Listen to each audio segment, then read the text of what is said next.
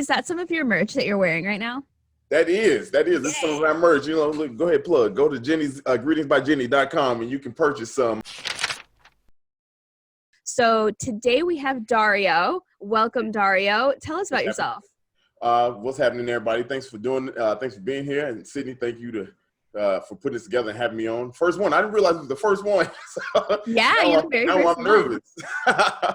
I'm about to give out some nervous information. Me, I'm from the South Side of Chicago, born and raised here in the city. I've been in comedy as a whole for 4 years, 3 years of it being stand-up mainly. I don't know what to say about me. I'm dope in real life. No, Yeah. we actually have really cool things. I run the podcast, Be Positive Productions. Is kind of the company that we run along with D. Lou down there. You can see, and we produce 2 comedy albums, compilation albums. I like to say, very artistic. It's got music. It's got comedy. You got some improv done on there. It's pretty interesting how we did it. But improv, you got spoken word, poetry, and the whole goal is to create and collaborate. So we just want to make sure we bring all of the city of Chicago together, make something beautiful. The saying that we have is we can all eat. And that's something that I know we truly believe in at Be Positive Production. Me personally, I just want to see everybody shine and grow. And as we navigate these waters here in Chicago. Very cool. And is that some of your merch that you're wearing right now? That is. This is some of our merch. Look, go ahead, plug. Go to Jenny's greetingsbyjenny.com and you can purchase some. We actually have the Black Lives Matter version of this. Also, if you buy that, proceeds go to My Hood, My Block, My City. Again, supporting places here in Chicago. That's what we all about. So, but if you want to help the cause, you're helping 2 small businesses if you purchase the shirt and the hoodie. So go check it out. We got some cool stuff.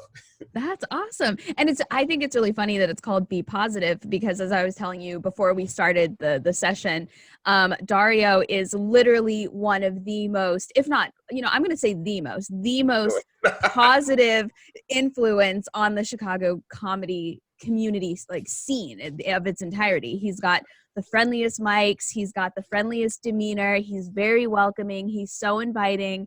You're the only man I know who can run the best women's shows I've ever it's the weirdest thing. You've just got this aura about you that makes everybody feel so comfortable. And whenever I'm teaching at Second City, I always tell my students to go to your mics, and I always try to have you come in and talk to my students whenever you're available. Which he always does, which is so cool, I think. I appreciate the support. I really do appreciate that support. It helps keep me positive, Yeah. And so that's why I thought that was so funny that I didn't even realize when we were talking about that your hoodie literally said Be Positive. Yeah. So Dario, what was kind of your first inclination that you wanted to be involved in stand-up? What was the very first thing that made you think oh, this is something I might want to do, or this is something that interests me? I feel like every stand-up comedian has an original origin story. What's yours? Well, mine is multi-part. So for me, I know, growing up as a kid, like everybody's saying, I'm the funny one of the family. You should do comedy, do stand-up. But, when it's family saying it, you kind of say it loosely with no real ambition or intention to kind of pursue that dream or anything like that. At that time, I'll be honest, it wasn't a dream. It was just something that people said do. And I just, 4th of July family reunions, Dario's the funny man. But then I did have a bit of a moment about 4 years ago with my sister and her husband. I was sitting at their kitchen table and just had like a little mental breakdown and just wanted to know what I did. I literally asked some questions. I said, hey, what do I do? And, sister said, you're funny, and I remember asking her, well, what does that do for anybody? And, nobody had a real answer when the person is breaking down like that. But, I was just like, I'm like, what good is making people laugh gonna do? You know what I mean? So that was my mentality at the time. And, I just jumped in literally one morning, 3 o'clock in the morning. I picked up my phone and I just signed up for Second City. And I just said, let's do something, and I did it. I did the improv A through E. And at that point, I came to a point, once you reach the E program, you're either going to go to conservatory, because that's the path with improv. And I remember saying, I love improv to death, but that wasn't really my lane. Like that wasn't what I think people expected. If I was going to do any comedy, that wasn't it, And I just said, let me just try stand up, which something I thought if I would do anything, it would be that. And I mean, the rest is history. I went to the stand up class. You were a teacher there with me, and after that, it was just a little taste on the tongue, and that was all she wrote. I knew. I was like, this is for me. So it was right in what I would say.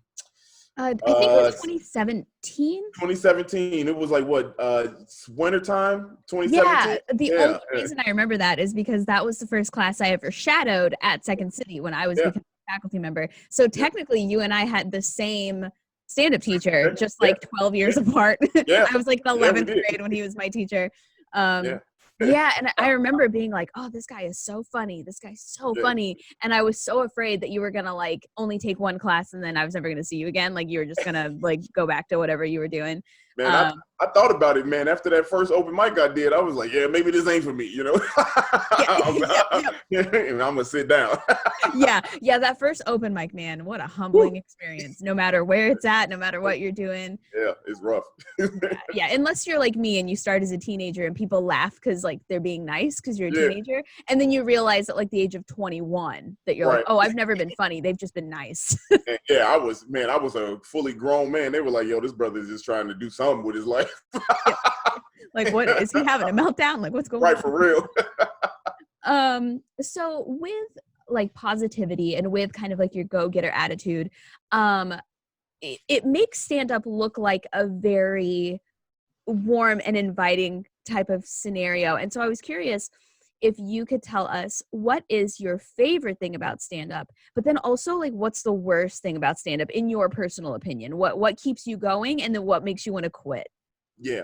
The best part about it is the feeling that you get that you give to people.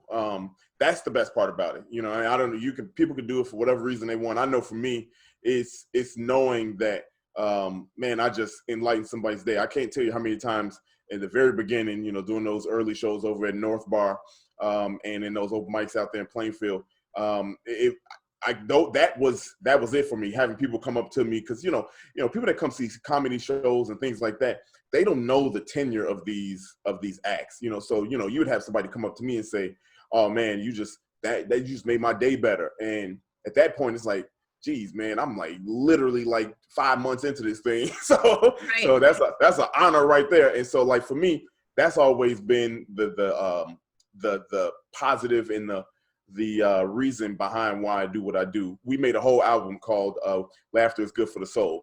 And that just is indicative of the mentality that I have going into everything. Every time I get on the stage, every time I get behind the mic, that's it.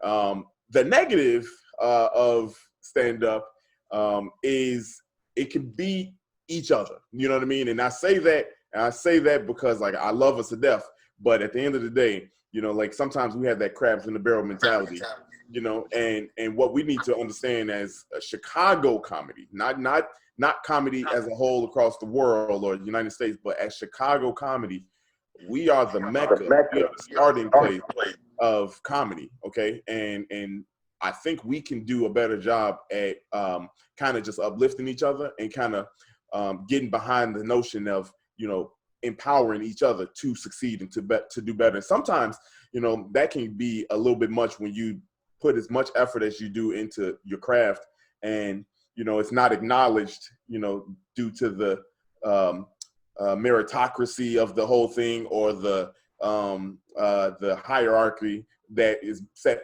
before us, whatever they say, so and sometimes that can be a bit much when you work hard and you have a good product, you work really hard day in and day out, and sometimes it's not recognized because you don't have the tenure or you're not in a circle, or I don't know you, or you don't hang out with me enough, so sometimes that could be a bit much because we all have our own lane, you know what I mean? We all have our own lane, and we can all share the lanes if we can share this all together. And so it's a plea. This is an open plea to Chicago comedy. We can do better. You know what I mean? Yes, we can. So, that's so true. Yeah. I love that analogy you used, the crabs in the bucket. I thought Yeah. that was like that's exactly what it is. And Hmm. one of the most common questions I usually get on like day one of stand-up class is somebody says, "How long do I have to wait before I can consider myself a comedian?" And I'm Man, like, as soon as "Have you you make somebody laugh.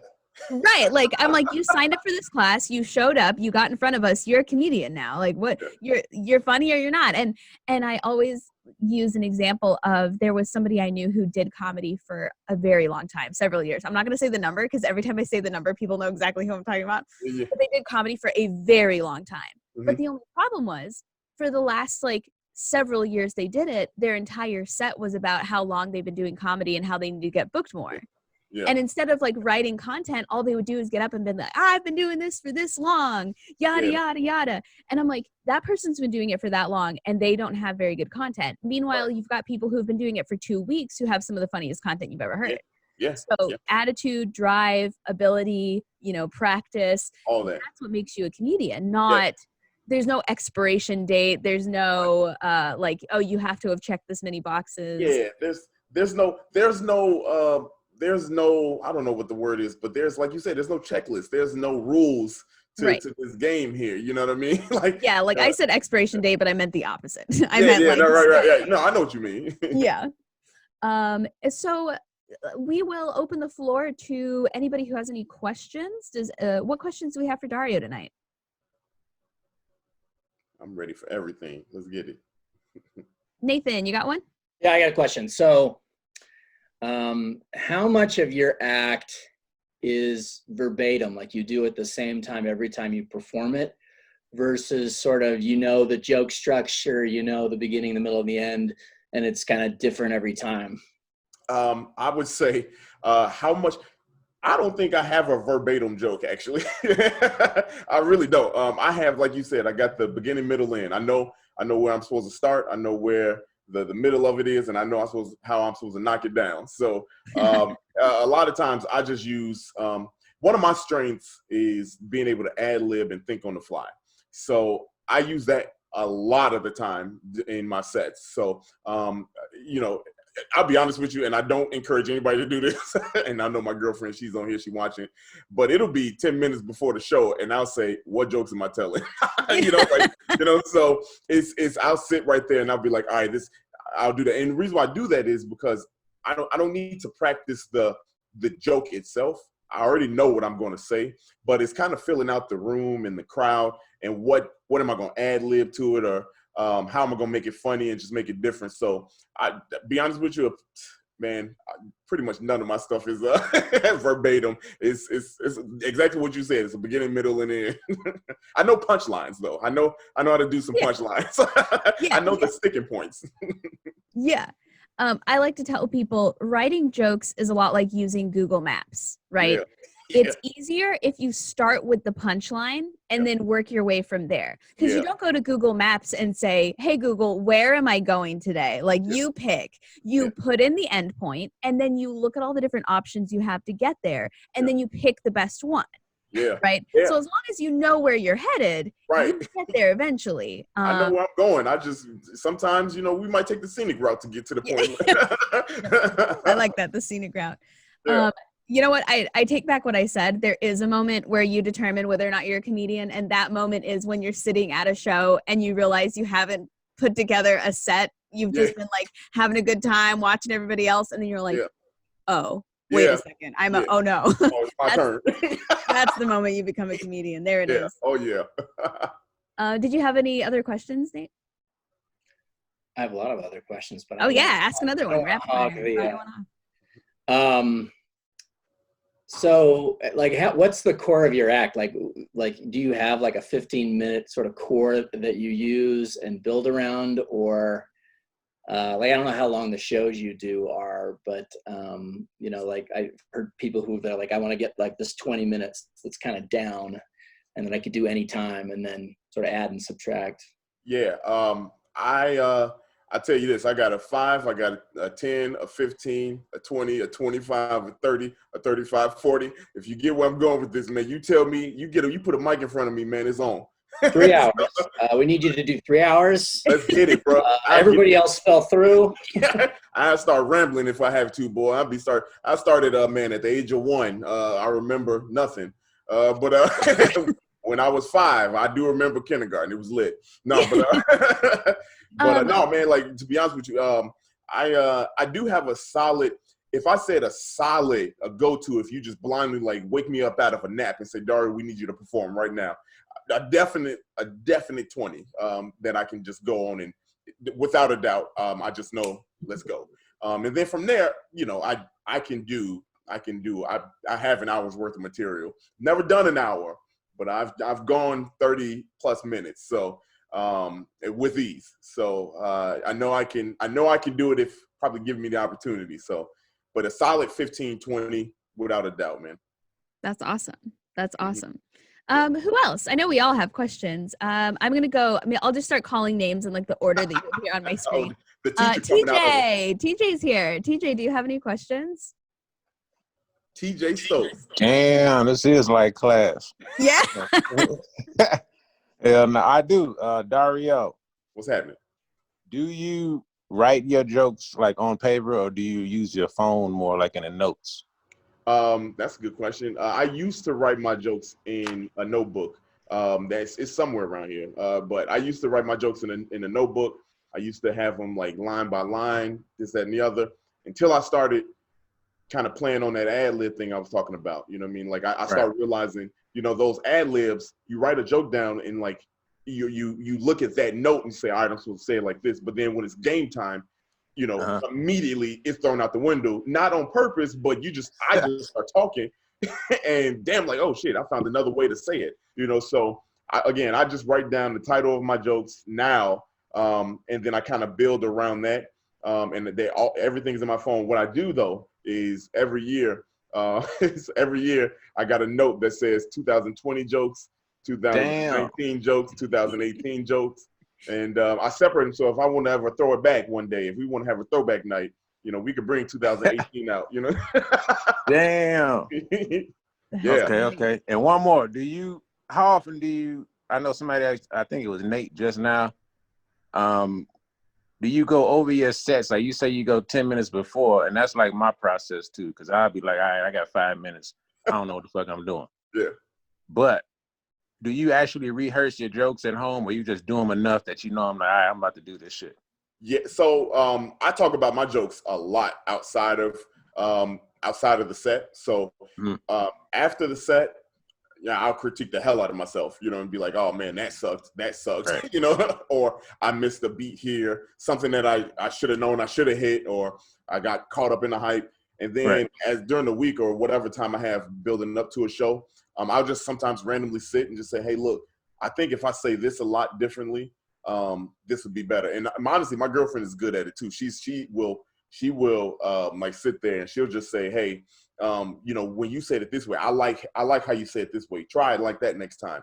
And I do that. So it's a lot of practice. You know, we talking about practice. You know, you know, I do a lot of that on the intern. Honestly, that sounds so cliche to say, but it's really important to. Yeah, it's okay if you got the skill to go up there and kind of just go off the cuff. That's cool.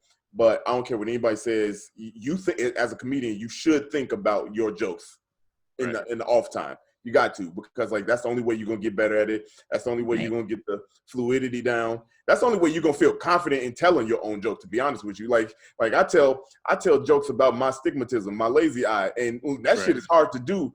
You know, when you just off the cuff. You know what I mean? Because like realistically, I am self-conscious about my eye. Like, you know what I mean? Like that's the truth. But at the same time, you know, like you got to get comfortable. It helps you get comfortable if you do it, if you like rehearse stuff, like and just practice and say it. You know, now you start to get comfortable with yourself and like and being able to tell that joke and deliver it, you know, with the same enthusiasm that the crowd expects. So, yeah, it's a lot of off-show stuff that I do. Okay. Thank you, my brother. Yes, sir. I forget that you guys are friends, and I am so happy to have you guys on the same Zoom call together because you are like two of my favorite people. Hey, me and TJ, we'll be up at 8 o'clock in the morning, man. This ain't a joke. I got text messages. We'll be up at 8 o'clock in the morning talking about jokes, man. I'm telling Man, you. And literally. I'm like so excited about this because I feel like I was there to watch the blossoming of both of your careers Oh firsthand. yeah, Sydney. Yeah. This Yeah. this is like a microcosm of what Chicago is what I envision Chicago being. Like Yes. this kind of togetherness. Exactly. Like just kind of powwow. We're all friends. Yeah. We're all in this together. We all have the same love for the same craft. And Yeah. it doesn't have to be a competition. Yeah, right? right. It doesn't, or if it is a fun one, like one where we encourage one another and we push one another, not one where we're competing. And the most interesting thing I think about the whole competition aspect of stand-up is that, like, Dario, you and I are not going to be going for the same spots. No. Like we're just not. Like No. the people who are looking for me aren't looking for you, and the people who are looking for you aren't looking for me. So like, why can't we be friends? Like why can't we help each other out? Hell, look, we go back to TJ. Me and him, we had a show. At Laugh Factory. TJ's debut there, and this is a true story, man. So TJ's on the show. He's killing it, right? TJ is killing it. And the producer comes up to me. It's a show that I produce, and the manager of Laugh Factory comes up to me and says, "Hey, Dario, the show is running a little bit early, so we need to extend it a little bit. Who do we have to go up?" Now, my ass is drunk, right? I've been drinking. I've been sitting back watching the fruits of my labor, right? and so I'm thinking, damn, I got to go. So I went up, and I'm like, all right, I got to go. As I'm going up, I remember saying these words. And I told TJ this after this. I said, it is no way in the world I'm about to go after TJ and let him murder me like that. Like, I'm about to try to bury his ass right now. TJ killed this shit, but I knew damn well he wasn't about to kill me too. It wasn't. Hell no, I don't care how drunk I was. No. Listen here, you son of a bitch. This is not how I die. It ain't about to go down like that. No, but that's good competition. That wasn't I think I'm better than him. That was just, I'm not about to look bad tonight. Yeah, exactly. It's you like always text me, iron sharpens iron. Iron sharpens iron. Yes, it's sir. like those videos we see all over the internet where people are like fist fighting and then they shake hands at the end. Right. Like, that's what it should be like. Yeah. That's what it should be like. Yeah. Great question, TJ. That was a really good question. What other questions do we have? Adam, do you have one? So I've been at it for about a year or so, a little over a year. Are you in Chicago? Yeah, I'm in Chicago. Okay. Started out, I always knew I was funny, and then I took the class at Second City just to get the courage to get up on stage. So I took it last summer. And so I was wondering, like, how do you make the transition from like open micer to like performing at shows, essentially, and like how much of that should be like organic, like essentially like being discovered and networking, as opposed to like being like a little bit more, like, if you want to call it, like ambitious and like, knocking on doors and sending in YouTube videos and talking to the bookers and like, like, is it better to like let it be more organic and build it through relationships, or do more like the cold calling thing, like, just like, how do I get to the next kind of step? So that's a good question, and it's one that coming from me, my path I took was very, very abstract and obscure. I'd probably say it's very different path that I took, and I'll explain. But one thing that, I know D. Lou is on here, that's my boy Darian. One thing we always say is be nice. Like, and this sounds crazy. Like, right. I'm just nice to everybody. You know what I mean? Like, I'm nice, like I don't care who is who, you know what I mean? Like, I walk up, I shake hands. And I do network in that sense. And things come of it. People they give you opportunities. Oh, I remember Adam. He was a cool dude. You know what I mean? Like, he always comes here and supports, and he's very nice and polite. That works. That's an old school kind of method. You know what I mean? That's just life. You know what I mean? Like, right. You walk up to somebody enough, eventually they're gonna be like, hey, you know what? I like that dude. So that's just life. But the other way that I kind of gone this path is do your own. You know what I mean? Like, put on your own. Yeah. Like, what's wrong with doing it by yourself? And the reason why I say that is when I first came out of when I really broke into comedy, I had a whole year. I would say that 2018 year, it was all underground until October. It was all because I didn't know any better. We just had a relationship with the guy at North Bar, the owner at North Bar, Right. and he let us put on shows. It was the same. I'm not even joking. We had probably the same 7 to 8 comic rotation at these shows, and we did shows twice a month for about 10 months. Okay, and to me, I was doing shows. You know what I mean? You get 30 people inside of a bar that sit down and watch you. They don't know if you're famous or not. Like they just came out to have a good time. So I was doing those reps, and that's where I kind of built an early 20-minute, 30-minute, like kind of repertoire. So but then when it came time for big time, I remember my first major show was Laugh Factory. And it was because I was discovered at my buddies, the bar I'm currently a host at, and they just said, "Hey, look, you funny, put him up." But everybody kept saying this guy's a new rookie, and I was like, "Y'all been doing this for like a year and a half now." Yeah. But I get what they were saying. Right. So that's why I say, look, if you want to get your own stage time, if you want to get booked, just go to these places. You know what I mean? Like, and it's hard now. COVID has really skewed everything, but like talk to the bookers. Just shake their hand. I'm not saying you gotta kiss up. I ain't saying that. You ain't gotta hang there all night. You know what I mean? But hey, what's going on? Nice show. I see you. I'm Adam. Here's what I do. I catch you. I'll be back. And just keep it that way. Don't go out of your means to overdo it. But that's what I would say. That's what I did. And then at the end of the day, man, find you a place, get a mic, tell some people to come. And yeah. That's it. Yeah. Adam, do you mind if I also answer that question? Sure, go ahead. From like a different angle. Yeah. So I 100% agree with everything Dario said. Networking is really important. I started stand-up when I was in 11th grade, which was like 2008. And there's this saying, I don't know if it's a saying anymore. It was a saying at one point. It could just, maybe nobody says it anymore. But there is this saying where the Chicago comedy community has a 3-year cycle. And every 3 years, we've got all the, open mics. That's about how long most of them last. Every 3 years, we have new showcases. Every 3 years, we have like a new crop of comedians who rise to the top. And so what I have found works best is, one, the networking, because you all may be at like Shrimpy Shrimp House open mic right now in the back of some restaurant with the game playing over your head.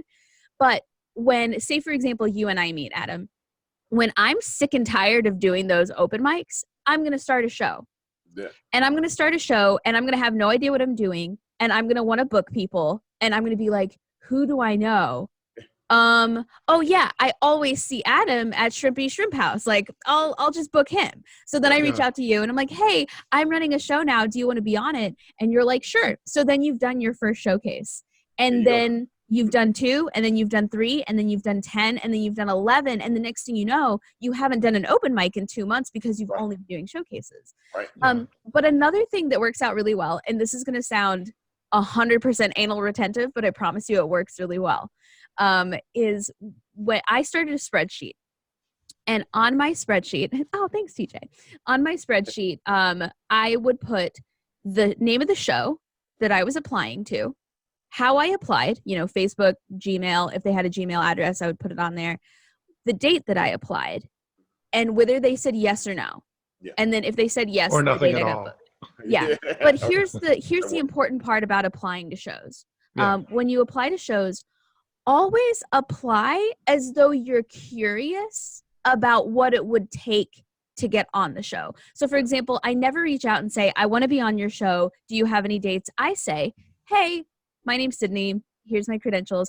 Out of curiosity, what would you want to see from a comedian who was interested in being on your show? And that gets so many more responses than, I want to be on your show. I'm available in October, or I want to be on your show. And when I'm saying this, you're like, nobody actually does that. They do. People do that. People message you and they're like, hey, you still got that show? Yeah. I'm like, no. Yeah, I do. And you're like, we haven't talked since 2017, so you're gonna have to refresh my memory which one you're talking about. So I do both. I know this person who runs this showcase, and I just like, hey, we're friends. Do you have any spots available? But then I also, what I do is every 3 months, I check all of the comedy pages right, for shows I've never heard of before. Yeah. And I just send them a message. I'm just like, hey, local comedian. Even if I know the person who runs it, I still introduce myself as though, like, professionally, hey, this is me, this is my resume, just out of curiosity, what would it take? Here's a clip. If you need anything else, let me know. Yeah. And I copy and paste that same message, but I make sure to change the name of the show every time I apply. Yeah. But the reason I keep that spreadsheet is because I do this every 3 months. So like I'll apply, say for in September, because it takes shows so long to get back to you that if you apply to like 10 showcases, you're pretty much going to be taken care of for like 3 months straight, because it takes people forever. Because when you put comedians in charge of things, they don't get back to you in time. So every 3 months I apply to 30, because you're going to get ghosted by 15. You're going to get left on read by 10. 10 are actually going to respond to you, right? And like 2 of those are going to be a yes, right? And it's going to be a month later. But if I've applied to a show 3 times, which is 9 months, sometimes a year, and all 3 times they've said no, I stop applying. Yeah. It's not personal. You just don't fit what they're looking for. Yeah. Right. And you don't want to be that person who is like, I'll do anything. No, it's like, if I don't fit your vibe, nothing personal at all. I just don't fit the vibe of the show. Yeah. I'm not alt enough. I'm not whatever. And that's why I keep the spreadsheet, because 1, I just want to keep a reminder of like what their Gmail address is. If a show goes away, I highlight it in red so that I'm like, never apply to the show again. It doesn't exist. But also, if I've applied 3 times, which usually takes about 1.5 years, and you've never booked me, and you've left me on a read, and you've ghosted me, I'm not even going to worry about ever applying again. And I'm just going to move on. Yeah. And then the funny thing is, sometimes like 2 years later, that show will reach out to you. And if you look at the thread, the message thread, it's like you getting ghosted like time and time again. And then they're like, are you available next week? Like, so keep networking, but also feel free to cold call. Sometimes I've gotten shows just because the producer was like, you had the balls to just randomly ask me if I would put you on a show. I don't know who you are, but sure, why not? Like, I had to see the person who had these cojones. That's all you need to know. I'm funny. Yeah. At Dangerfields in New York, it's not run by this person anymore, but I remember he was like, you know, I'm only putting you on this show because you had like the balls to reach out to me. And I was like, oh, thanks. And he's like, no, I mean, like, I don't know who the fuck you are. And I was like, oh, that's fine. And he's like at all. So he was just very blatant, like, you're not important. Bring a lot of people. Yeah. But does that help? Did that answer your question? Yeah, no, that was really helpful. Just the phrasing of it, of saying like, well, what would you be looking for? I thought that was really helpful. So yeah, because then if they're actually interested, they'll be like, oh, thanks for the clip. I'll take a look and I'll get back to you. And then otherwise, a lot of times they'll say, you need to come see the show before, and you're like, meh. Like, I mean, I know I should, but come on. And then sometimes you just like won't hear back, or sometimes they'll be like, they'll ask you a couple questions. But most of the time, the clip that you send in that initial message is enough, where they're like, oh yeah, great, I'll take a look. All right, thanks. Thorough answers. Yeah. All right, what other questions we got? I know we got them. We got a lot of people who joined in afterwards, so we can just skip around if you want. I don't have to call names. Like, I teach all day, guys. Don't make me be the teacher now. I have one. Sure, Sarah. So do you feel the pressure to write new material all the time? And also, do you think what matters most is like quantity and then working on that, or just a few jokes that are really good? That's a good question, because shout out to Sarah, that's my girlfriend. Oh, nice. That's a good question. She never asked me this in person. God damn, this is no, but that's a really good question. I don't feel pressure to write jokes all the time. Here's why. Because I feel like you can get so much out of the material that you already have, because there's so many different crowds and so many different audiences. So you never know. Like it took me, this is a perfect example. I have a joke that I call the eye doctor joke. That joke started in 2018, and I'm still finding ways to craft that joke and make it funny to the point where it's even good for me to keep telling it. You know what I mean? Like now I love this. That's one of my favorite jokes because it is evolved over the last 2 years. And, I feel like you can do this to a joke. You know what I mean? And it doesn't have to die out. I think people give their own jokes and material a time limit, which is really crazy to me because all it takes sometimes is to change one word for a certain audience, and now that audience is it's a brand new joke, and they're like, "Holy cow, this shit is funny!" So I think it's more important to hone your craft than to just keep on like, all right, let me just dump something on people. Let me dump something, because then you're not working on the jokes. You're not really making the joke good. You know what I mean? You're just getting a joke out just to get a joke out. And it takes practice. And now, unless you are in front of the same crowd every night, and that's the only show that you get on, and you got the same people that come through it, maybe switch it up a little bit. But I would say it's more important to like play with your jokes. Put them in different orders. Say them differently. Maybe modify a joke. The same eye doctor joke is, I can tell the whole joke or I can tell half the joke, and it still is just as funny. So there's so many different ways you can do with just one joke. I think a lot of people think, oh, well, I told that joke, now that's it. No, man, break it up. Like break the joke up, rearrange them, put it. If it's a banger of a joke, try putting it. Normally you put it at the end, but try to force yourself to do better with the other jokes. Put that joke in the middle. Put it in the middle and force yourself to make one of the other jokes better and hone that one a little bit more. So I think I'm more of the quality over quantity in this case. You write, obviously don't stop writing. I'm not saying that at all. Right. But I think make sure that you will have a teeth. I think Nate asked, he has a question. He said, how often do you have a solid number?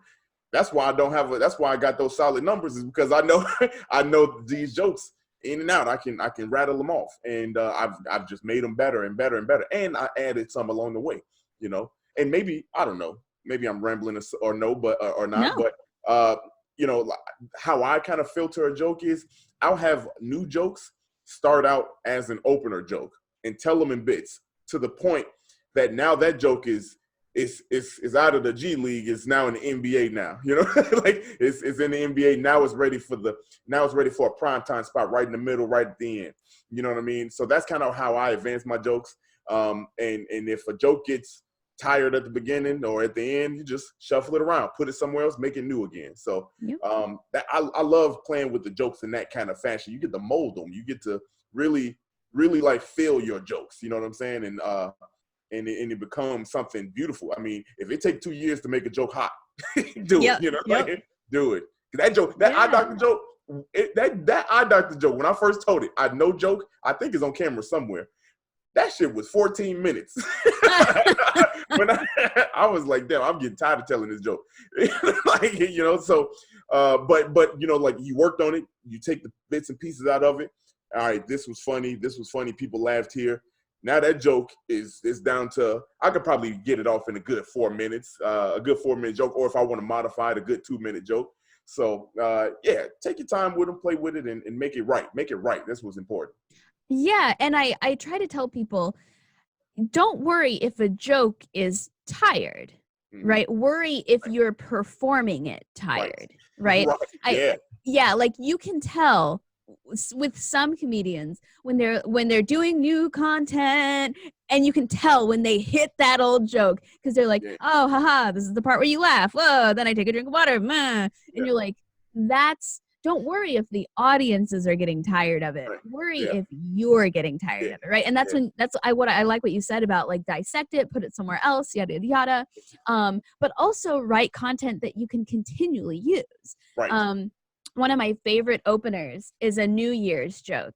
And what I love about it is that it's always always going to be either right after New Year's or almost New Year's. There's always going to be, and so you can either open the bit like, yay, we survived 2019, it's 2020, or you can be like, 2020 sucked, it's almost 21, let me hit it up and introduce that joke. It's always going to be almost a different year, no matter what. You know what's funny that you say that? So I had a joke that I told right around mid-November.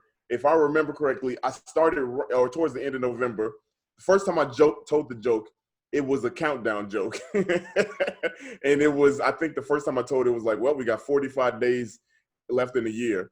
And I always said, did y'all know that? And people are always like, dang, Eddie, this year's almost over. And I was like, yeah. I was like, the only thing you need to know about this joke is that in 45 days, I can't tell it anymore. So that was the joke, you know? So, and I did that joke. That was like an opener every time I was up. I did different crowds, and the number kept shrinking. 30 days. Yep. 35 days. 15 days, 20, whatever the number was. I just kept that joke, and then as soon as January hit, that joke was done. It was over. So. Exactly. And you can take jokes that you've written, and like you said, just add or subtract a word, and they're new jokes. Like I have a dinner party joke, and it was originally a Thanksgiving dinner party that it was based on, but then it can be a Christmas one, then it can be a New Year's one, then it can be an Easter, then it can be just like a house party, then it's 4th of July, And the joke is still the same. The reason the dinner party is being thrown is just the only thing that changes. Yeah, that's it. So, yeah, absolutely. I think there's definitely a pressure to constantly write new, especially when you're first starting out and you're going to open mics and all you can think about is, I'm seeing the same people every week, meaning they're seeing the same jokes every week. Oh, no, I have to change it. And it's like, no. Change it when you feel like you are doing your content justice, and when you feel good about it, then change it. Change it because you want to, not because you think these imaginary people are watching your set every single week and mad that they're sitting through it. And also, if anybody were to say anything about it, like come up to you and be like, oh, you do like the same jokes every week, that's just a shitty person. Like it doesn't have anything to do with your comedy content. I would say something else too, as far as the pressure, because I'm just telling you all how I kind of think and like how I go about things. The reason why there's not really a lot of pressure for me personally is I look at life as life is what it is. So whatever happens, you can make a lot of things into a joke. I think people think you got to meticulously craft the joke where it has to be something so detailed that you got to write it down for 3 weeks before you perform it. And then it's going to take another 5 weeks for you to really get comfortable after doing it at open mic. And then once you get to a showcase, you listen to it and then you try. That to me is craziness right there. That's if you think you have to do it that way, you don't have to. Example that I give is I tell this joke, and Sarah can confirm this, but I was on the way to another show, and she was putting on her jacket, and she hit me with the damn zipper. Oh my God! It's a true story. She hit me with the zipper, and immediately I told her, like at first I was like, damn, but then I was like, I'm about to make this a joke tonight. You know what I mean? And so I literally got on stage, and that was the first thing I said. Crowd went crazy. You know what I mean? The crowd went crazy. So I say this. A joke doesn't. You don't have to like sit there and feel the pressure. Just observe life. You know what I mean? Just observe. What happens around you. You know what I mean? Like if you like, I'm looking at Nate's screen right there. I would have a funny joke. Like, you got that. It looked like a medieval time dude. He's like, what are you talking about? There's nobody behind me. And then it just like murders him on camera. Man, look, I had a modification to my eye doctor joke because I looked at this camera, and I was like, damn, like my eye is kind of lazier than I thought it was. You know what I mean? Like, it's, so you just live, like, observe what's around you. You know what I mean? I look at everything. Anything is a joke. Maybe that's the bad Southside kid in me, but I don't know. Everything is a joke, Yeah, and I try to tell people the quickest way that you're going to waste an entire evening is by being like, I'm going to go home and I'm going to write jokes for an hour. Yeah. What's going to happen is you're going to be on the red line and you're going to see something and then you're immediately going to be like, oh, I have to write this down. And then you're going to be like, Siri, open a note and start it and say, you know, whenever you go home and you're like, I have my drink, I have my laptop, we're going to do this. That's when your dishes are going to get done. Your dog's going to get walked. Your laundry is going to be fine. You know, but when you are like carrying 7 things and it's raining, that's when you're going to be like, I can't forget this. I have to write this down somewhere. Yeah. Like I got a joke right now. I'm thinking about I had right before this, I came from filming a short film. I left my shoes in the car because I knew my girl was going to be in it tomorrow. So I'm about to have her bring them up. There's so many more questions. I have so many questions about that situation. Like, how do you, that's like a whole other hour and a half. That's a joke. She don't know it yet, but it's a joke. Yep. What other questions do we have, guys? These are really great questions you're asking. I got one more for both of you guys. And Sydney, I think we talked about this in class, like the idea of setting rules for yourself, like topics you absolutely will never talk about or words you will never use. Like, do you have those for yourself that kind of, you know, guardrails to keep you away from something you think is either sort of shouldn't be joked about or you just don't think it fits your persona, something like that? That's perfect. Sydney, you want to go first or? Sure. Yeah. So, and feel free to like disagree with me, Dario, if you hear what I have to say and disagree. Yeah. So I tell people all the time, there's never, ever anything that you should be like, this is off limits. I'm never going to talk about it. There are things that you should admit you're not willing to spend the time to do well. Right. So, for example, I will never, ever tell a Trump joke. Not because I think that Trump jokes are bad or overplayed or whatever. I just know me, and I know that I'm not willing to put in the time and dedication it's going to take to come up with a unique Trump joke. So I'm just not going to do it, right? I'm just not even going to bother.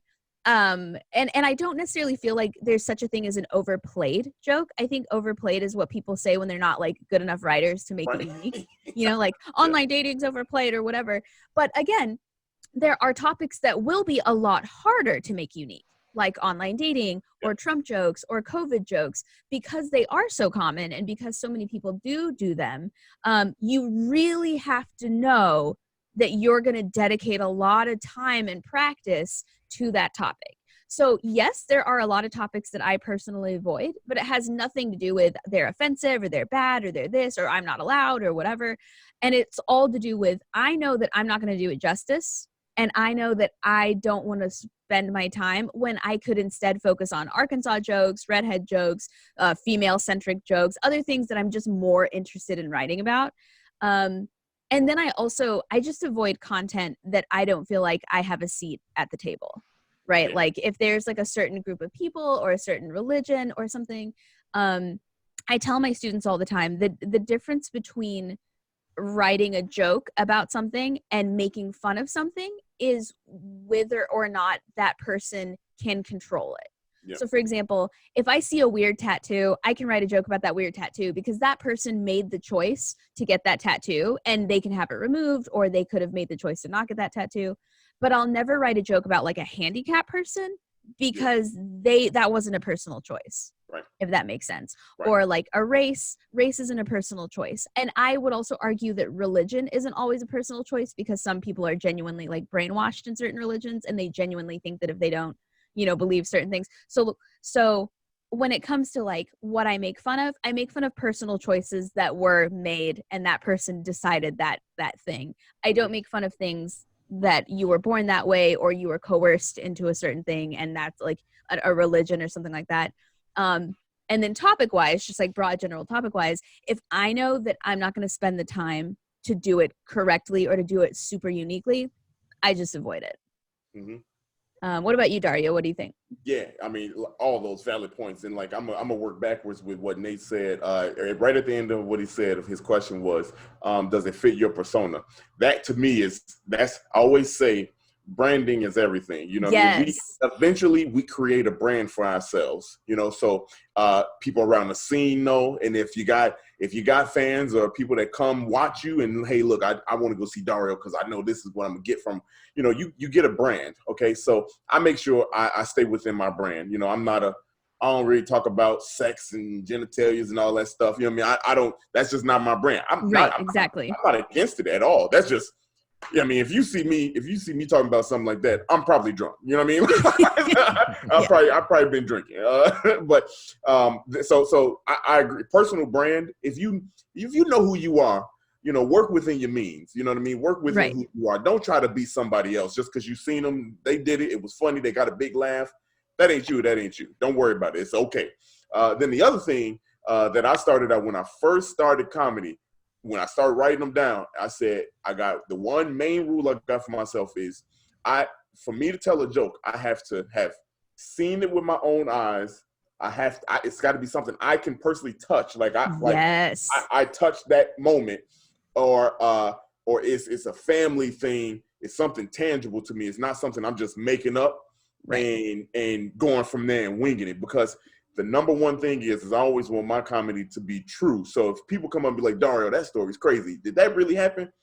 Hell yeah, it happened. I might embellish some stuff, you know what I mean? But for the most part, I go back to the eye doctor joke. It's a very crazy story. That shit is real. That. And it may not, I think a lot of people think that, you know, every single thing that happened that you talk about in the joke has to have happened or something like that. No, but a lot of these things are feelings people have. We just don't verbalize it. We all hate the eye puff test. I know it. You know what I mean? Like, we all hate the test.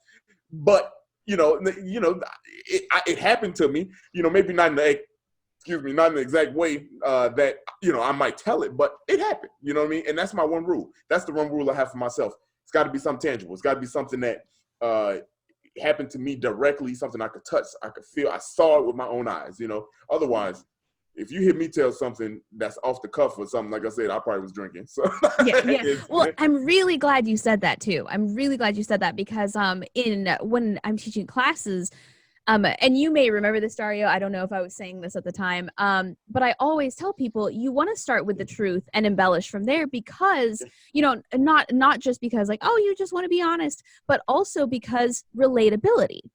So if I make up some convoluted story about a bar fight that I got into where I was like superhero, it's like, okay, like great, you were the hero, cool. Nobody can relate to that story, right?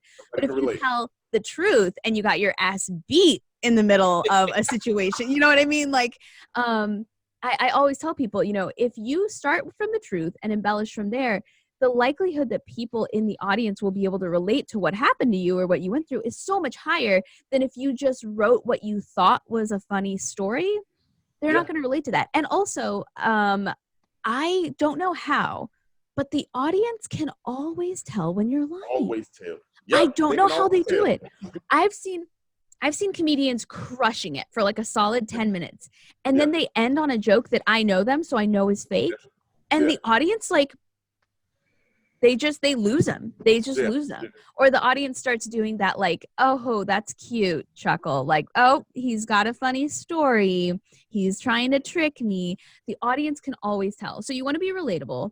You want people to be able to hear your scenario and be like, oh, something similar happened to me. I'm having like PTSD to that story.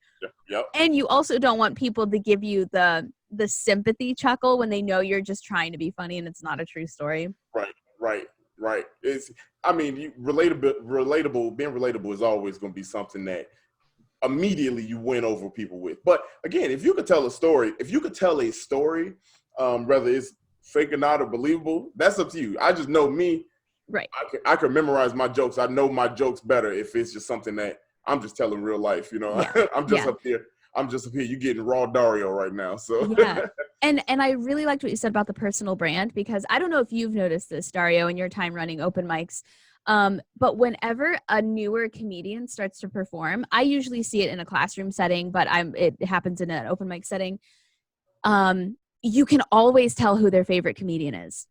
Immediately, or at least like give a wild ballpark guess. Because they think that's what they have to sound like.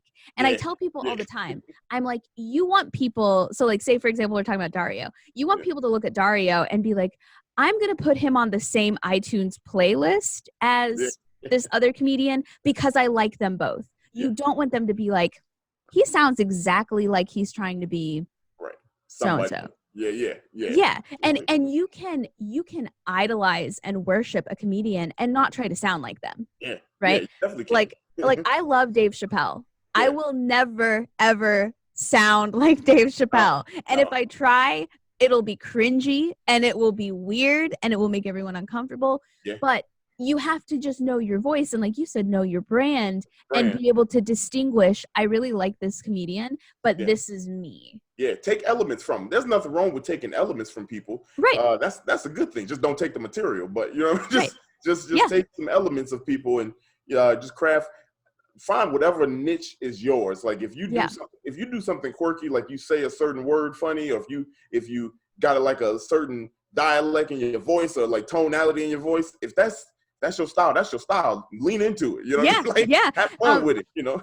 Yeah. And a public speaking trick that works really well with stand-up is I tell people, take your favorite comedian, right? And make a diagram with two sides. Mm-hmm. On one side, you're going to write down everything you love about that comedian. On the other side, you're going to write down everything they do that you wouldn't do. Yeah. So, for example, I like this comedian because he's very dynamic. I like this comedian because he's off the cuff. I like this comedian because he's always, his stories are always very organized and they flow. Take all of those details and translate those into what that looks like for you. Right. So I like this guy because he's dynamic. Great. What does dynamic Sydney look like? Yeah. What does dynamic Adam look like? Yeah. What does you know what I mean? And then I like them because their stories are really organized and they flow. Great. Organize your stories, flow them. Don't copy that person's style. Figure out what you sound like when your stuff is organized. And you can take all your favorite things about that person. And then in the other column, make sure and have a few things that they do that you wouldn't, so that you can distinguish yourself from that person and feel good about it. Be like, okay, so I did take a lot of stuff from them, but this other stuff isn't me. And that's cool. And that's totally okay. That's fine. Yep. Good question. That was a good question. Yep. Yeah, that was an excellent question. Yeah. What's the next one? What else? What other questions we got? Adam, you got one? Yeah. Did you see me unmute right there? Yeah, I saw you unmute yourself. How do you guys see the scene kind of going over the winter? You know, kind of with the restrictions lingering and Dario, this is availability of venues and bars for open mics and 25% or 50% or whatever capacity we're at now. Like, how do you guys kind of see it progressing for the next 6 months or so? Yeah, well, I see it. I'm gonna throw it up in there, and we're gonna see where it lands. Honestly, and I don't, because I'm at my buddies, I don't want to speak out of turn with them, but just knowing what I know, there's no plans to shut down or anything like that, but I honestly think that you're probably going to see a little bit of an influx of people trying to come indoors. And maybe I'm being optimistic, but just seeing the way people have received comedy now, even being indoors, some shows being indoors, it's been an overall good reception. Still some timid, some pessimism going into it, but a lot of people still want to do it. And the reason why I bring that up is you're going to see people are not going to sit in the house here in Chicago, at least. And this is just me talking, no science, no nothing behind it. I can tell you one thing: we done got it on our tongues about being inside, outside. I don't see us sitting inside, even if it's just to go out and have a drink at a bar. You know what I mean? Like, so I think there's still going to be some opportunity. Now, everything's contingent on the numbers, man. Like, this is, who knows what science happens, But if it stays kind of right where it is, I think you'll see the comedy scene kind of grow, because if you think about it, a lot of places aren't going to go backwards. You know what I mean? A lot of places aren't going to go backwards. It'll be a damaging blow. The only way places go backwards is if we're told to go backwards. So venues like a comedy bar that's outside primarily right now, they'll figure it out. They'll figure it out. They're gonna go inside and they're gonna figure it out. I promise you that, and I hope they do. Zanies is already inside, and they're not going anywhere anytime soon. Laugh Factory is already inside. They're not going anywhere. Only way these places go backwards is if the numbers tell us to go backwards. So where do I see comedy this winter? I think it's going to be popping. I think we're going to have to get real creative with how we keep people safe, though. That's the big thing. At my buddies, that's like the number one thing. We want to make sure, yeah, you can come out, you can have fun. We got to follow the rules first. You know what I mean? Right. We love this craft. We love what we do. But, you know, safety over everything. We can't just be out here just freestyling. You know what I mean? So still got to follow the rules. Yeah, good question. Yeah, good question. What about somebody we haven't heard from? Well, there's a couple people who haven't asked any questions, and I'm curious to see which ones you brought. I'll ask a question. What's happening? What's up, D? Hey, Sydney. First of all, I want to say thank you for putting this together. I think this is really cool, a really cool space for people to come and inquire and ask questions and gain a little bit of knowledge from people. So this is dope. But maybe for both of you guys, I'll say, do you find it hard to get up for like different shows? So, I mean, Dario, you know, for instance, I'll use Laugh Factory as an example. Laugh Factory versus Bugalo Joe's would take a walk back into the past. Do you find it hard to get up for like the small box shows as opposed to like big bright lights? And then if both of you can talk about this as well, bombing. So getting over that and overcoming like the mental aspect of it, and picking yourself up and dusting yourself off and getting back in there. So yeah, those are my two questions. Man, these are good questions. That's my boy, D. Lou. You know, yeah. That's a good. Again, these people asking questions. These are my people. They never asked me these questions in real You brought life. good people, man. I know. I was gonna save it for Thursday, man, but I might as well air out a couple questions on here. Hey, we can run it back too. First part of that question is, do I get up for the big shows versus the smaller box shows? The answer is I play them both the same. They both getting 120%. Mm-hmm. They both getting 150, 130, whatever. You getting all of me, as I promise you that. Because the one thing I know is you never know who's watching. You never know. You never know who's watching. You never know who's in the crowd. And I'm going to go back to the very beginning of this show. I said the reason why I like doing comedy is because you make people feel good. Mm-hmm. So you never know who needed you in that moment. You know what I mean? So you never know what influence you have on people. So for me, man, I'm giving it my all, man. And it's not for clout. It's not for so I can get on. It's because I love what I do. And why are you going to do something if you're only going to do it halfway? So, you know, like it's always pedal to the metal with me, man. Like, I don't care what it is. I don't care the dollar amount. I don't care where it is. Y'all, I'm trying to murder everybody on that show. I promise you. I'm trying to get everybody. I'm trying to make everybody smile and happy. And then the next part about it, bombing. Hey, look, bombs are good. I bombed. You know, I've bombed before. I'm probably gonna bomb again at some point. You know, but hey, bombs are good. I'm hard on myself. D done seen this. Dario just saw this. I'm so hard on myself, and I told y'all at the beginning of this, man. Look, sometimes I get so hard to the point where I'm just like, let me just take a couple days off, and maybe I don't need to do comedy right now. I need to take my mind away from it. But hey, bombs are good. You learn from them. It's the hardest thing to do is listen to yourself back when you run the tape or whatever it is. Man, today. And look, Sarah can confirm this again. Look, today was one of them days where I was like, man, I just can't listen to myself anymore. Like I'm done listening. You know, like I was like, I'm just gonna watch this video on mute. Like I can't hear myself. You know, so it wasn't even a bomb. It was just sometimes I got sick of hearing myself. Like I was like, I don't want to hear it. You know, so hey man, live with the bombs, learn from the bombs. That's what I said. Yeah, that's a excellent question and an even more excellent answer. So I 100% agree with the do all shows the same way. You never know who's watching. I've made more money doing a good job on free shows than I ever would have made if I had only paid attention to the big shows. Yeah. I remember very specifically in the very beginning of my career, somebody told me, I booked you for this. It was like a $300 event. And they were like, I booked you for this because I saw how importantly you treated that one open mic. Yeah. You know, like they said, you know, that venue had everything wrong with it and you acted like a professional and you acted like it was a real theater. And I thought, you know, if she's going to do that for free, imagine the performance she's going to give for $300. Yeah. So yeah, you never know who's watching. And also that, you know, we talked about the 3-year cycle earlier.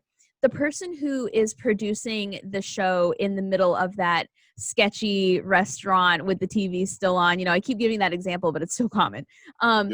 In a couple of years, they might be producing Laugh Factory. Right. You never know. They might be putting together a tour. Yeah. And even though you're not doing it for clout, you never know who's going to become what. And right. And they're going to need somebody to tour with them or open for them or whatever, or be on their lineup, or they're going to open a theater, or they're going to be married to the person who books, you know, Second City, Laugh Factory, or something like that. Yeah. So yeah, you always just treat people and shows the same way, because at the end of the day, like, do you want to spend your entire evening at a show that you already know going in, you're not going to give your best performance? Right. Or do you want to go to sleep that night being like, well, that was a mess, but it was fun. Like, that was one of the worst experiences ever, but you know what? We had a great time. We did our best. Like, I remember this one time, one of the last shows I did in Chicago, I was booked on this show and they had to change the venue at the very last second. And I walk into this venue, and the first thing I notice is that the air is just cigarette smoke. Like, it's just cigarette smoke, just thick. And I'm like, oh, what's going on here? And they had booked a storytelling show in the exact same venue of a biker bar where they were having a pool night. So on one side of the room, all these bikers are having their regular scheduled pool contest.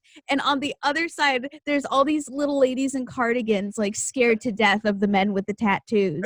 And I'll never forget, the host gets up and she's like, excuse me, can everyone be quiet, please? And the people having the pool, their weekly pool night, are like, no, like, we were here first. Tell your stories. You know, so you always run into situations that are just off the wall and there's nothing you can do about it. But that ended up being one of the most fun shows I've ever done, because I just like took the mic and I was like, I'm not doing storytelling tonight. I'm doing stand-up. Hey, what's up, guys? Like, high fives all around the room. Man, look, a bomb is better than giving it half your effort, honestly. I mean, because like your brand, look, man, D-Lou he know what's up, man. Brand is everything. I remember, me personally, I remember more somebody that didn't give a damn and didn't try than the person that went up there, gave it they all, might have not had a good night. Yep. I remember the person that didn't give a damn more than I do a person that, hey, at least you tried. You know, you and still smiled and was happy. You know, you might have went out with a bomb, but hey, man, that person never didn't even try, because that's disrespect to the person that runs the show too. You know what I mean? Like, that's just disrespect. You come on the show, they book you because they want you to set the show on fire. Right. And if you go there and just only give it that much, that's rough. I don't know. I don't know. I don't like that. Yeah. And speaking of bombing, I think it's important to remember, I think, that there are two types of bombs.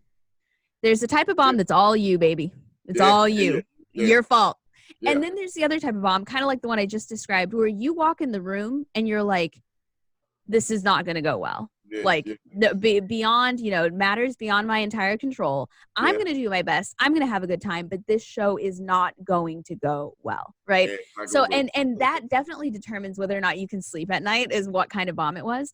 But I have found that personal bombs more happen in hindsight. And what I mean is, you do a set and you're like, oh, this is the best set I'm ever going to do. And then you do another set and it goes even better. And you're like, no, wait, this one. No, wait, this one. And then 10 sets later, you look back at the first one and you're like, that sucked. And I hope nobody ever sees this video. That was me bombing. But at the time, you felt like you were crushing it, right? If you watch the video of my very first show ever when I was like 16, the most cringy thing about it is that I think I'm killing it. I've got like attitude. I've got pizzazz. Like, the jokes suck. They're awful. I am a bad comedian. But the worst part about it is that I think I showed everyone that video. I sent everyone that video, right? And I bombed hard. At the time, though, I had no idea. But in hindsight, I can think of at least 5 times where I'm like, why did I send those videos to anybody? Why did I put them on YouTube? They're all hidden. So those, I feel like that's typically how bombing goes, is like you do okay. You're like, oh, okay, like that was fine. And then later you're like, no, that wasn't fine. That was real bad. Man, you got off easy. You thought that was the worst part of your bomb shit. My first show, I couldn't tell you what was worse, the bomb or the wardrobe I had on, man. I don't. Same. I don't know, man. I had this trucker hat on, and look, I wasn't in shape. I ain't had no muscles, y'all. So like, I still had like a little pudgy little gut right there, Yep. you know. And like my B cups was like not designer bees; they were like regular. They weren't no pretty bees. You know what I'm saying? So, I was just. I was like, who the hell let me come out here like this? Right. You look at an old outfit and you're like, I remember thinking that was the most flattering thing. Yeah, I thought I was on. I thought I was doing it big, boy. I was like, that was tragic. Oh my God. And then it just looking at myself made my jokes seem worse. Oh my, that is horrible. So we have a couple of questions here in the chat. This one's from Bilal, and he says, how do you make the time to do at least 2 sets per night at 2 different open mics, especially when you have your job in the morning and you have to get to work? I'm in Chicago and I'm an open micer. I just started last year. And then there's a second question there too. But how would you answer that, Dario? Look, if you want it, you'll make a way for it. You know what I mean? Like, that's the thing. Like, it's do what you could do. You don't have to do all that to keep up with a person, to keep up with the Joneses. I would say, look, to answer the question, if it was me answering the question, look, I don't. I don't make time for 2 open mics in a night. Yeah, if they next door to each other, but I'm not about to drive across town and try to make it in time for. No, I ain't doing all that, man. Look, gas is too expensive. I need my sleep. You know what I mean? Like, I can't do all that. And I know I'm being funny about it, but I'm being real too. You know, like. I think the purpose of an open mic is not to keep up with the Joneses. The purpose of an open mic is to hone your craft. Yep. So if you are doing it because you want to make your jokes better, so you saying, hey, look, my intent in doing 2 mics is to try out 2 different crowds, and maybe let me get some retribution on that first mic that I went to try it here. If that's the intent, that's cool. But if your intent is, I'm doing 2 open mics tonight, and I'm stretching myself thin because so-and-so did 2-3 open mics, and I got to keep up, or say they ain't going to see me in the scene, or it look like I'm lazy. If that's what you're doing it for, then you're doing it all wrong. So I would say, figure out why you're doing it, figure out how to do it, and go about it that way. Don't do it to keep up with the Joneses, but look, I done some crazy stuff myself, you know what I mean? But I love this, and there's a lot of shows that I do. So sometimes, you know, me, I kind of man it up, suck it up, if you will. I don't know a better way to say that without sounding ignorant, but you know what I mean? Like, I just say, hey, look, I know I want to do this for me, and so I'm just bite the bullet. It's been some days where I'm just like, shit, I'm tired as hell. I can barely keep my eyes open. You know what I mean? But right. You know, like, I love it. I love the result and I love the outcome. But I'm doing it. I did it. I'm like, all right, I felt good about that, you know, or, you know, sometimes it's obligations. Sometimes you got booked on the show that, you know, and you want to get your rep in before, and, you know, whatever the case may be, just make sure you're doing it for a reason that suits you and not somebody else. Yes, it is definitely the quality of the rep, not the quantity. Yeah. Because you know how they say at the gym, like, it's imperative to take rest days, right? Yeah. Same with comedy. You can do, I remember there was a comedian whose main goal was to do the most open mics in a month, right? Yeah. But I couldn't tell you when he had last written anything new, just because he was so, it's like, we got to hit 5 tonight. That's the goal, right? And so if your goal, like Dario said, if your goal is to get better, don't worry about the number of open mics you go to, because what's going to happen is you're going to burn out, and then you're never going to feel good about your set. And then you're going to keep doing more open mics, and they're going to keep going poorly, and then you're going to keep being down on yourself.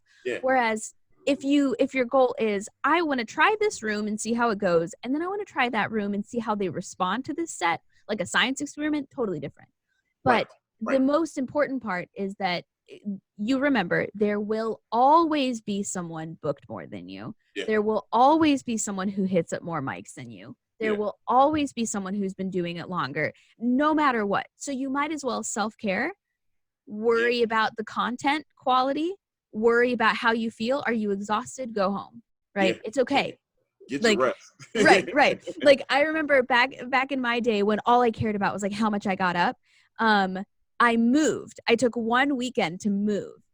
And I went to a show and somebody went, oh, you still do comedy? Right. And it just like slayed me that I had taken a Saturday and a Sunday off, and I like died to the comedy community. Like, but I hadn't, right? Like, I just hadn't seen that person in forever. But Yeah. I thought for sure it was because I took those 2 days off.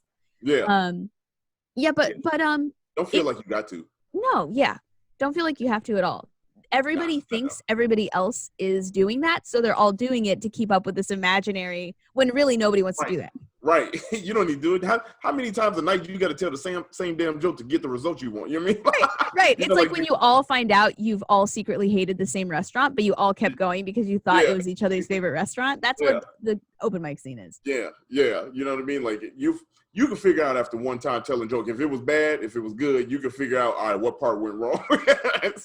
And then fix it later. You ain't got to go to another one and then do it wrong again. Like that's demoralizing.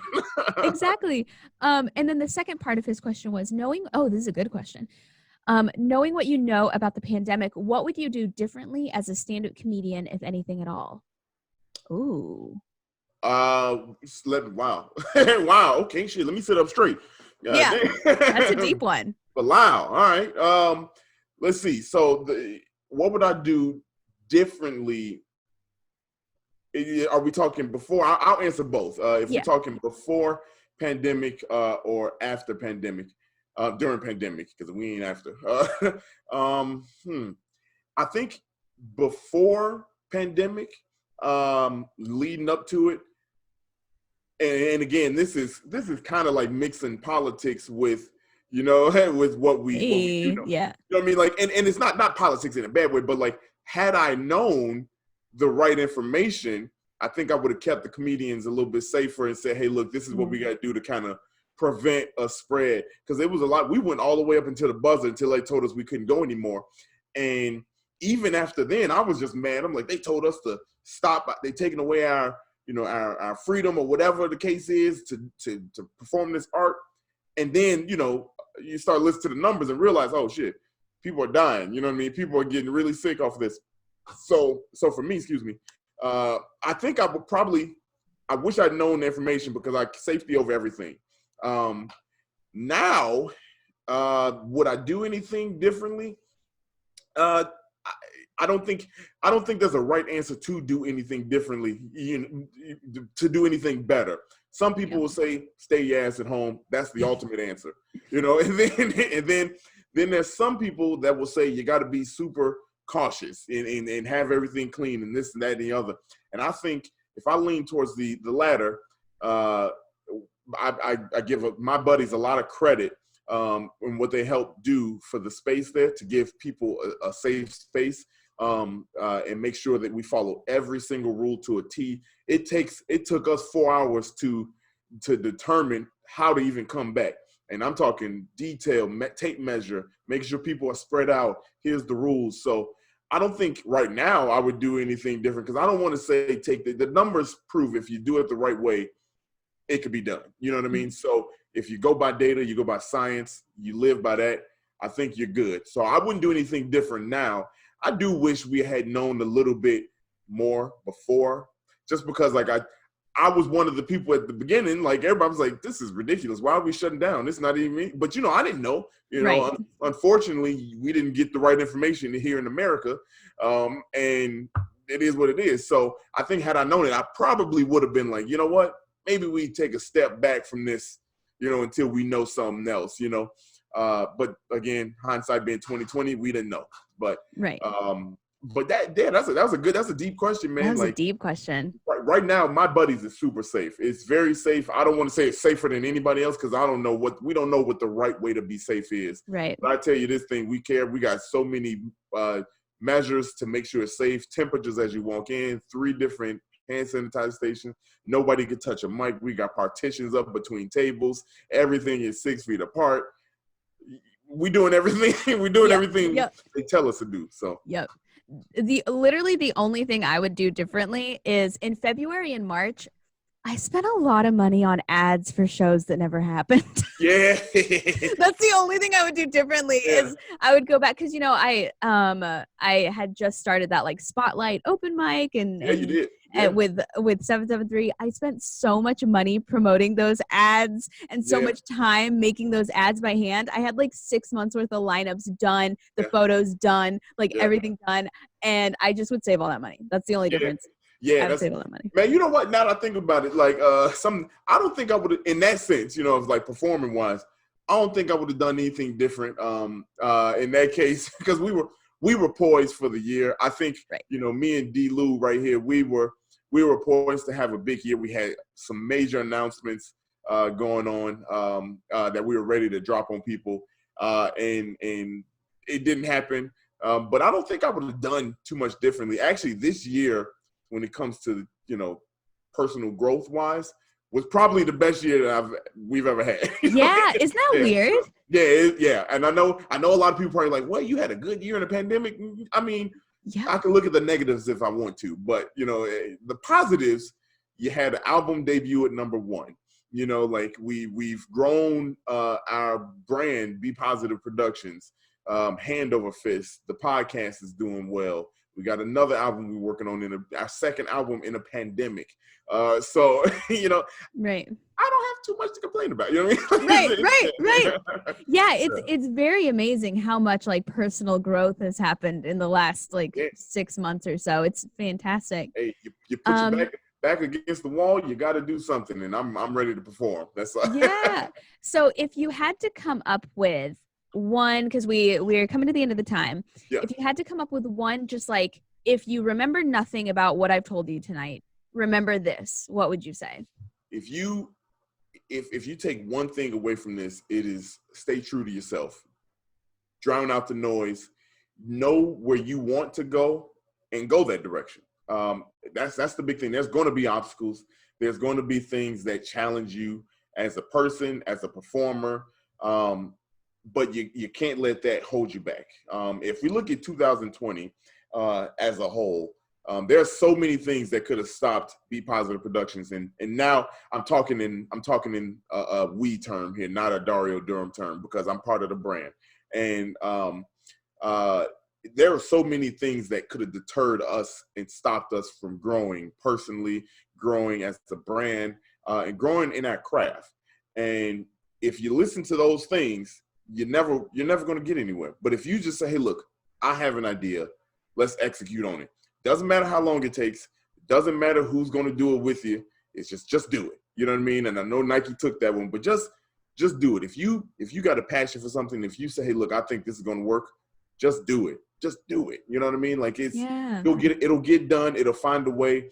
And remember to smile, be happy. You know what I mean? Like there's too many things that can keep you down, but there's a lot of things that's keeping you up right now. You know, at the end of the day, you know, you get to go home, roof over your head. You know what I mean? Like you go to sleep. And I know this may sound a little preachy, but honestly, my whole comedy career is just built on being who I am. You know what I mean? I walk up, I shake hands.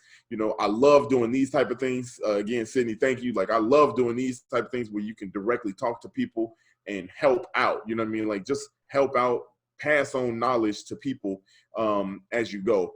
Because I don't think it's enough of that. Like I said at the top of the show, we just got to help each other out, and you just got to keep your head up. You know what I mean? Like it's always going to be some bad stuff, but there's a lot of good shit out here. And whatever you got, I can't stress this enough, man. Like I know I'm being repetitive right now, but whatever idea you have in your head, go and do it. Just do it. We made and I don't want to sound like I'm plugging the album. No, go for it. Plug the album. But the album, Laughter is Good for the Soul, debuted #1. And the significance of that album is when we put that album together, none of us knew how to mix a master or even get that thing going anywhere. You know what I mean? And all we said is D-Lou.